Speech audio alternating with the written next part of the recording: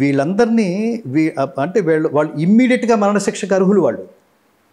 ఇమ్మీడియట్గా మరణశిక్షకు అర్హులు వాళ్ళు. ఎందుకంటే కొన్ని కోట్ల మంది మానసికంగా దుర్బలులైన వాళ్ళ మీద వీళ్ళ ప్రభావం చాలా ఉంటుంది. ఒక మాట మాట్లాడితే జనాలందరూ ఓ అని అరుస్తుంటారు చూసారు. హిందువులందరినీ లేపేద్దామా అంటే వాళ్ళు జనాలందరూ ఓ, వాళ్ళకి ఏం తెలుసని ఓ అంటారు వాళ్ళు. ఎవరు లేపుతున్నావు? నీకు నీకు నీకు శ్వాస పీల్చడానికి, నీ కాళ్ళు భూమి మీద నడవడానికి, నువ్వు ఉద్యోగం చేయడానికి, నీ సర్వశక్తులు ఈ దేశానికి అర్పించడం ద్వారా నీ జీవన యాత్ర గడవడానికి మూల కారణమైన భారతదేశాన్ని అక్కడ ఉండి తల్లినే తిడుతున్నాడంటే వాడు మనిషా? వాడు మనిషా పశువా? పశువు కూడా ఉంటుంది. 100 గోమాతల బిడ్డల్ని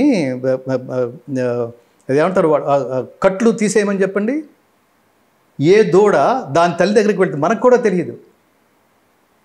ఏ గోవుకి ఏ దూడో మనకే తెలియదు. కట్లు వదిలేస్తే దాని దగ్గరికి వెళ్తుంది. వాటికున్న సంస్కారం కూడా లేని వాళ్ళ జాతి అంటావా? మనుషులు అంటావా?